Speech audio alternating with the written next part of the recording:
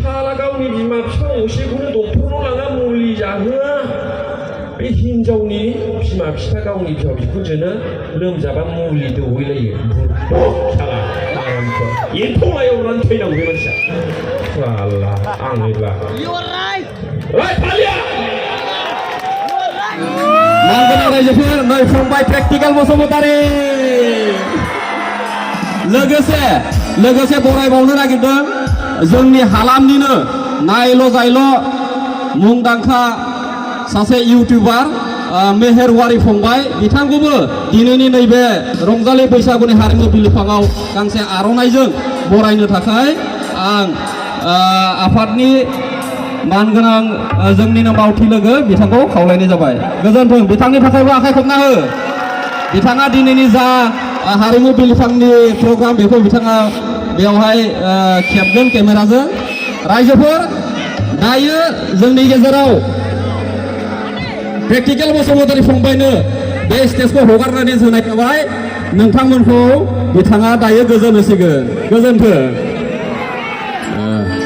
हेल' दिनैनि बे दिखियाजुलिनि बाथासिफोराव फैनानै आं बिराद गोजोननाय मोन्दों।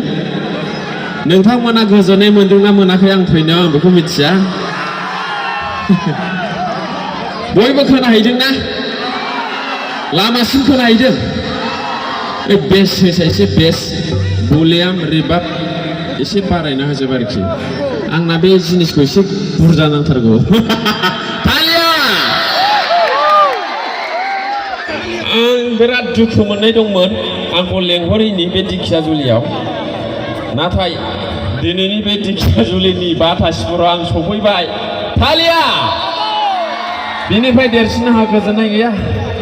This is the greatest pleasure of me in this Bwisagu celebration आरोखि। थालिया दा नोंथांमोना आं फैनायाव माबायदि गोजोननाय मोन्दों? गोजोननाय मोन्दोंबा आखाइ खब। आं बेखौबो दिनै बुंगोन जाय मानसिया हारसिङैनो गोजोननो हाया बे मानसिखौ मुलुगनि गासिबो जिनिसानो गोजोन होनो हाया। One who cannot satisfy himself, the world cannot satisfy him. जाय मानसिया हारसिङैनो गोजोननो हाया बे मानसिखौ मुलुगनि गासिबो बुस्थु जिनिसानो गोजोन होनो हाया। नंगौ नाङा? नंगौबा आखाइ खब। बे हौवाया बे मानसिया मुलुगनि समायनासिन सिख्लाखौ हाबा खालामनो मोनथों थेवब्लाबो बेनाव गोजोननाया थाजोबा। थाजोबो नामा? थाजोबाबा आखाइ खब। सासे सिख्लाया मुलुगनि साबसिन हेन्डसामसिन महर गोसासिन थाखा गोनांसिन हौवाखौ हाबा खालामनो मोनथों थेवब्लाबो बे सिख्लानाव गोजोननाय थाजोबा। थाजोबो नामा? थाजोबा। थालिया सरखारानो गोजोन होजोबनो हायाब्ला बे सिख्ला हौवाया मा गोजोन होजोबनो हानो? थालिया PMA न'जों गोजोनजोबदों नामा? बिजामादै उन्दुनो ना फिसाजो उन्दुनो? ना बिफा उन्दुनो ना बिमा उन्दुनो? ना बिखुनजो उन्दुनो ना बिहाव उन्दुनो? बे न' गंसेल'जों गोजोनजोबदों नामा? सरकारनि न' होननायजों बिजामादै उन्दुनो ना बिहामजो उन्दुनो? बिहाव उन्दुनो ना बिखुनजो उन्दुनो? ना बिमा बिफा उन्दुनो? आखुल' नङानो नङा बे आखुल नङा 12 फुटसो जागोनदां। 12 फुटल'नो बेयावखि जायो थालिया जायादां। सरखाराबो गोजोन होजोबनो हाया। हायो नामा? हायाबा आखाइखौ। बिनिखायनो आं प्रेक्टिकेल बसुमतारी दिनैनि बे मोनाबिलि बिलिफाङाव बुंदों जाय मानसिया हारसिङैनो गोजोननो हाया बेखौ रावबो गोजोनहोनो हाया।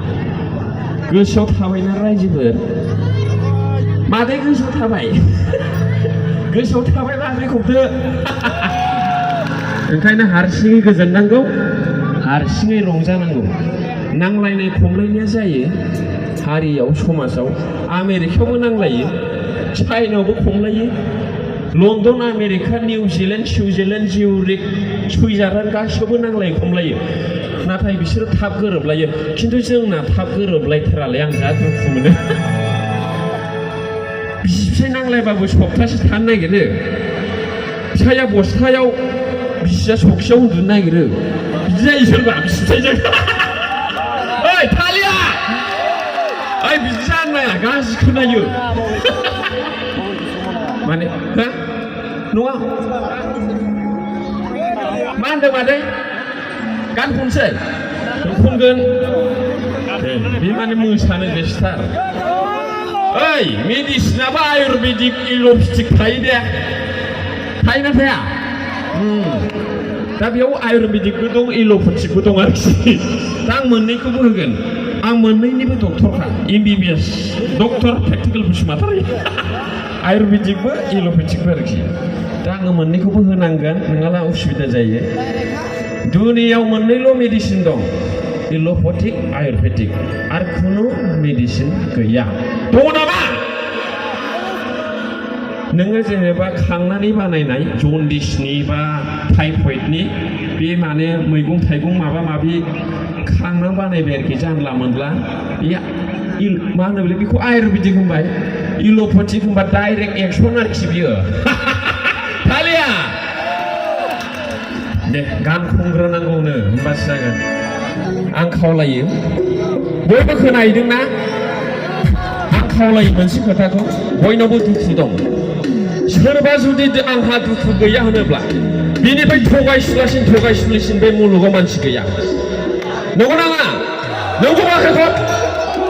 Everybody has problem. बयहाबो प्रब्लेम दं।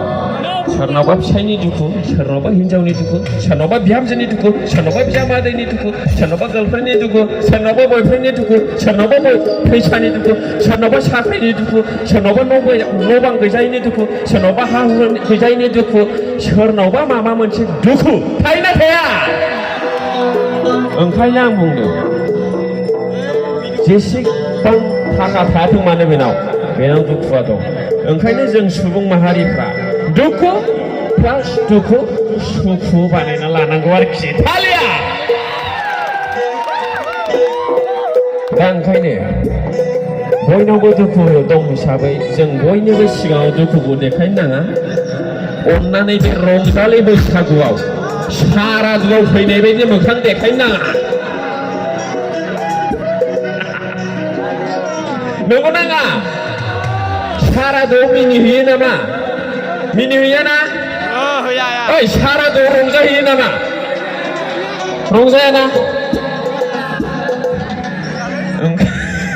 ओइ सारादुआव रंजाहैयो नामा? खोनाना हरैनाबो खोनायोना? सारादुआव रंजाहैयो मिनिहैयो नामा? मिनिहैया दा? होमब्ला जोंना मा बियो? रंजालि बैसागु। होमबा रंजानांगौ, नंगौ नाङा? ना नङा? ओंखायनो रंजा, मिनि खुसि था। दरसि थानाया, दुखु थानाया केन्सार रग बायदि। आरो जै केन्सारा जाबाय बेखौ सोखानायनि बेबस्था गैया बेवहायफोर।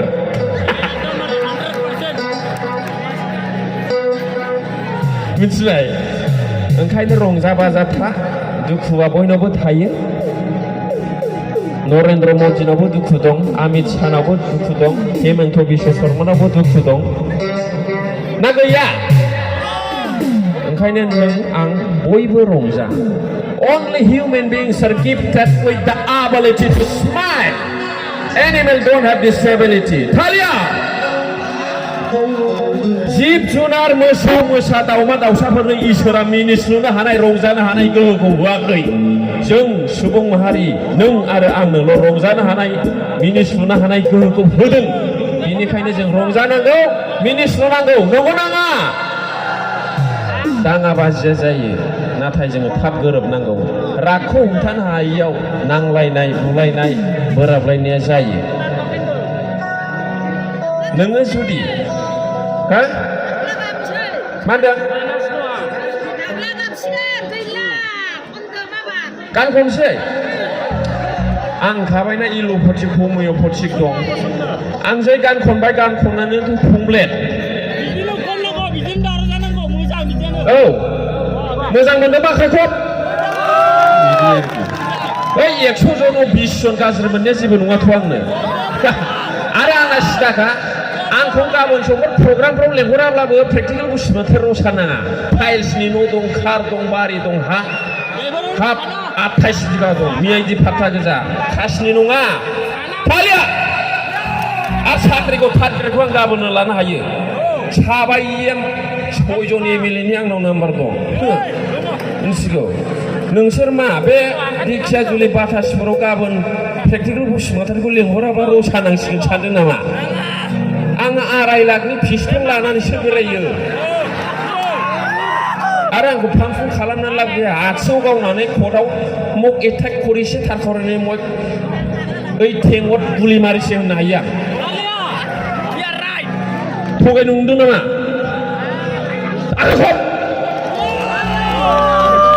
हाबा बिदा फंबायफोर दंना गैया गैया बिराद खम ना राबा गैया राबाफ्रा मानो आफासि बाइक सालाया बेखौ आं खोन्थालांनो नागिरदोंमोन आरोखि ओइ आफासि बाइक दंना गैया दिखियाजुलियावलाय आफासिखौ बै कब्राफ्रा बांसिन सालायो सिआरपिएफनिफ्राय माबा आपग्रेड जानाय प्रमसन मोननाय कब्रा बिथांमोना सालायो नंगौ नाङा कब्राफ्रा आफासि नङाला सालाया डेन्जार बुस्थु फालिया आफासि बाइकआव अनेक सेसिसनि पावार थायो ओरैनो जा सिरि आंखौ रागा जोंनाय गोजा नामा ओइ खावसे रागा जोंबाबो जेबो नङाथ' आंनि थाखाय नंगौ नाङा ओइ आं रसा नाङा खावसे रागा जोंबाबो सिदा खोथाखौ आं बुंखायो हा मा होनदों हा मेथाइ खनसै ओइ जौ लोंबोखायाखै दा हा लोंदोंबा एसे थाथ' र' लोंनाया माने नेनो हायो लोङैयासो नेनो हाया आं बेखौ मिथिगौ I have experience about this बिदि आरोखि मा खालामनो र' आरे आं आफासिनि खोथाखौनो फोजोबाखै राबाफ्रा मानो आफासि बाइक सालाया बेखौबो गोसोआव ला थांना थानायाव माइरं एसे बुरजा नाङाथ' 12 मन माइरंआनो 12 मास जाजायो नंगौ नाङा बेफोर दा ओंखायनो थांनानै थानायाव जोंनो नलेजसो नांगौ जायनाव नलेज गैया बे रसा नांबाय नंगौ नाङा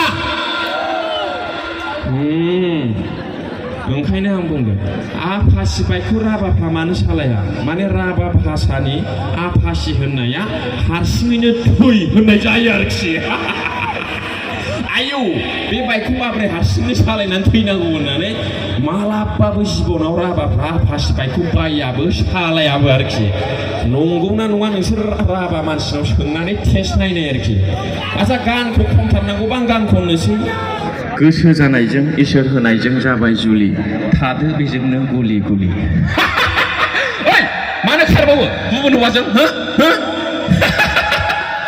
आं बिराद दुखु मोनो इसोर होनायजों गोसो जानायजों जाबाय जुलि बेजोंनो थादो गुलि गुलि ओइ र'रा नों होनथेथ' नाङा डाइलग होगासिनो दंना नंगौ नाङा आं जा दुखु मोनोलै बेवहायफोर सानफ्रामबो निउस चेनेलाव नुयो उमुक लागोनि उमुक जिल्लानि उमुकनि हिन्जावा उन्दै 6-7 बोसोर गथ' जानायखौ गारनानै उमुक हौवाजों खारबायनो आं जा दुखु मोनो ओइ नंगौ नाङा आं जा दुखु मोनो ओंखायनो आं खावलायो बिदि दा खालामसै ओमफ्राय एथ' जुदि खारनो सक दंथारोमोनब्ला हाबानि 2-3 उनाव खारजायोमोन ना नङा होमबा फिसाइखौ मिथिनोथ' एथ' दिन नाङा ना मानो खारबाय बेलेगजों औ मानो 6-7 बोसोर 10 बोसोर जाखानाय 15 बोसोर जाखानाय अन्थाव बाथौ फरायफुनाय गथ'खौ गारनानै खारनांगौ जाखो ओइ बिदि दाखारसै दे मादैमोन बेवाइफोर दे जा खारबाय बिसोर खारखानसै बिसोरो बैनिखासै आरोखि ओइ थालिया आखाइ खब माने बिराद गाज्रि खोनायो हिनजाव खारबाय होनबाथाय न'खरा सिलिंखार जाबाय ना नंगौ नाङा ओमफ्राय हिनजावफ्रा बिराद सालाकलै 2 मास 3 मास जानाय 5 मास जानाय 1 बोसोर जानाय गथ'खौ गारनानै खारा दे बबेबा खोनादों बिसोरो 2 बोसोर 1 बोसोर 6 मास 3 मास आहार जाफुनाय गथ'खौ गारनानै खारबाय होननाय खोनादों बहाबा खोनायाखैना खोनायाखै बाखाखब ओरैबायदि अनसुलि जायो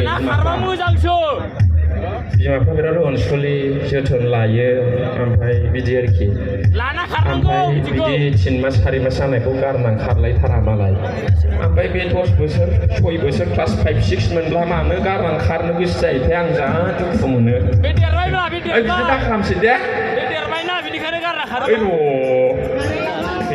है बांगालखौनो खनसै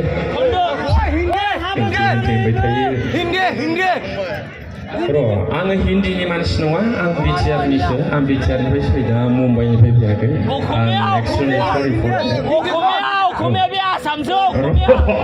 आसामाबो आं बिटिआरावसो थालिया बिदि आरोखि ओइ आसामा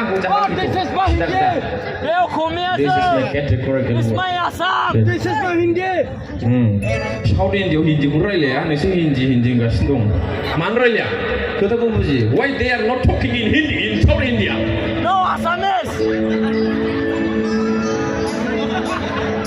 नंगौ नामा आं बारा बुंनो नामा थालिया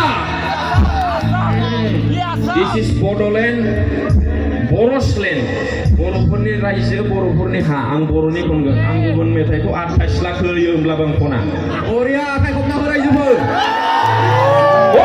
या India ka number 1 Budi Spepo Saranani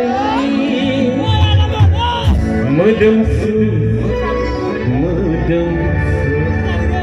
Diनैनि सेंग्रा सिख्लाफोर 18 20 22 बोसोरनि सेंग्रा सिख्लाफ्रासो दिनैनि बाथासिफोर गाबोननि बाथासिफोरखौ लाखिगोन बेनिखायनो आङो जोंनि सेंग्रा सिख्ला लोगो नोंथांमोननिसिम खावलायनो सानदों आङो आरोखि गुरैयै खावलायहरो सेंग्रा लोगो नोंथांमोन जेब्लासिमनाखि नोङो सखि फालेंखौ बायथ'नो हाया अब्लासिम हाबाखौ लाथ'नो नाङा नंगौ नाङा ओइ नंगौ नाङा थाखा फैसा जेब्ला खामायनो रोङो होमब्ला गोसोथोनायखौ 2 मिनिटावनो मोनो ओइ नंगौ नाङा नंगौ बेयावनोथ' अनेक सेंग्रानि गोसोथोनाया गुबुन हौवाजों लाना खारजाबाय नंगौ नाङा दा ओंखायनो जोङो थाखा खामायनो सोलोंनांगौ बारा फरायाखैब्लाबो साख्रि एसे नङाब्ला बिजनेस खालाम नङाब्ला खेथिखौनो मोजाङै खालाम माने 1 लाखनिफ्राय लानानै 1 crore 2 crore मानसिया होमब्लानो अट'मेटिक नोङो नोंनि लुबैनाय सिख्लाखौ मोनबाय आरोखि थालिया आं गेजेर बिदिबो खावलायखायो बेवाइफोर बिदि आरोखि आं ओंखायनो होनदों सासे सेंग्राया जेब्लासिमनाखि फालें सखि गावनि उन्दुनायनि जखाखौनो बायनो हायाखै हिनजाव फिसा फिसौ बिमा बिफाखौ मा जाहैगोन बे मानसिया नंगौ नङा ना नङा थालिया दा ओंखायनो आं खावलायदों मोनसे घटना जादों जोंनि गामि खाथियाव आं बेखौ अनेक जायगायावबो खोथा होबाय बै जायगाया गुबुन मोनगोन दिनै बे जायगाया गुबुन ना नंगौ नाङा रावबोथ' नुस'नाङा आं बे खोथाखौ खोन्थानोसै आरोखि माने सिख्लानि बिमा बिफाया सानैबो मिस्ट्रेस मास्टार बिफाया 80,000 मोनो बिमाया 35,000 मोनो हौवाया बिराद हेन्डसाम ओरैबायदि हेन्डसाम मोखाङाव जेबो दाग गैया बडि फिगार एखेबारे क्लियार मास्टारनि फिसाजोआथ' फाग्लि जाबायना बेखौ नुनानै डाइरेक्ट गोसोथोबाय बोसोरनै गोसोथोलायनानै दाना हौवाया लांबाय सेंग्राया लांबाय नालाय सेंग्रायाथ' बेखार जेबो मावा थालिया दाना मास्टारा लायफिननो थांबाय फिसाजोखौ लायफिननो थांनायाव फिसाजोआ बुंहरबाय जै आं न'आव थांफिनबाय थैबाय होनबाय मास्टाराथ' साला गियानि फरायनाय मानसि आयौ अन्थाव बाथाव एसे मोजां महर गोसा फिसाखौ आं मानो खोमाना लानो थैहोनो लाथोंसै बिमा होननानै धद आरोखि हिनजावखौ लानानै थालिया ओइ सोरबा बिदियावबो मोनग'नाय दं दै हौवाफ्रा खिन्थु फैजांगिनायाव आरोखि नोंनोमोन नामा मास्टारनि फिसाजोखौ मोनदों होननानै बांद्राय दुगा दाजा आरोखि मोनफ्लांदोंसो नोङो ओइ नंगौ नाङा नंगौबा खायखब दानिया लाबोबाय सेंग्राया हाबा लाबाय मास्टारनि फिसाजोखौ हाबा लाबाय हाबानि उनाव मा फैयोमोनलाय बिहावनाव आथिमंगला आठमंगल नंगौ नाङा बै दाउला खासि लानानै फैयोना बेखौ मा होनो दिखियाजुलियावलाय आठमंगल फैबाय दाउला खासि लानानै बिहावनाव दाउजो दाउला आलासि फैयो दाउजो आरो दाउला औ बे जेखि बुस्थुखौ लाबोदो बिहाव नालाय अनगोनबो ओइ सोरबा गावनि असे बिमा बिफाखौनो नाया बिखुनजोनो मुलि दौहैग्राबो मानसि दं दे ओरैबादि जागोन मानसि थायो साला गावनि बिमा बिफा असेखौनो डक्टरनाव लाङा मुलि जाहोआ बे हिनजावनि बिमा बिफा गावनि बिहाव बिखुनजोनो लोमजाबा मुलि दौहैलायो साला एम्फौ लायनानै थैनांगौ बे मानसिया साला आंनिब्ला ओइ थालिया ओइ नोंबा सानबावबाय बिसोरो नंगौ नाङा गावनि असे बिमा बिफा गाव जोनोम होदों आयै 9 मास लादों गावखौ बिमाया बेखौनो लोमजाबा नाया बे मानसियानो गावनि 25 बोसोर उनावसो बिहाव बिखुनजो मोनदों बे मानसिखौसो डक्टराव लांनानै मुलि दौहैनानै होयो हस्पिटालाव नैबे प्रेक्टिकेलनि मेगन थायोना दा नुनाय आइफोर दङ गसाइगाव हस्पिटालाव सौजोबनोसै नामा सानगादों मानसिखौ जोबनायाव आंना बिखुनजोनि लोमजानायाव फैसा थायाखिसै दंब्ला 3000 हरथ'दो होनबाय आंनाव गैयालै आथोनाबो गैया होनदां रागा जोंनानै थालिया साला बिदि मुरथुर मानसिनो आं फैसा हरथ'नो बे समाव आंना 1.5 लाख दंखायो एकाउन्टाव साला बिमा बिफा असेखौ नाया बिहाव बिखुनजोनोबा मुलि दौग्रा सारेनाबो हराखैलां बेनो थालिया ओइ नै बे मेगन थाइनायानो एखेबारे फुरथार आंना ओंखायनो आं बिदि आरोखि जिनिसा ओइ बिदि जाना ओमफ्राय मास्टार नालाय बियो मास्टार मिस्ट्रेसनि सम्पर्कआथ' अनेक गिदिर ना बिसिनि मोनफ्रोम थाखा होनाय आथिमंगलायाव 4 लाख मोनलांबाय बिजामादैया बेखारब्लाबो थालिया ओइ माहाजोन हिनजावखौ ओरैनो हास्थायाथ' सेंग्राफ्रा नंगौ नाङा एसे मोननोसो लुबैनानैसो हास्थायो ओइ थालिया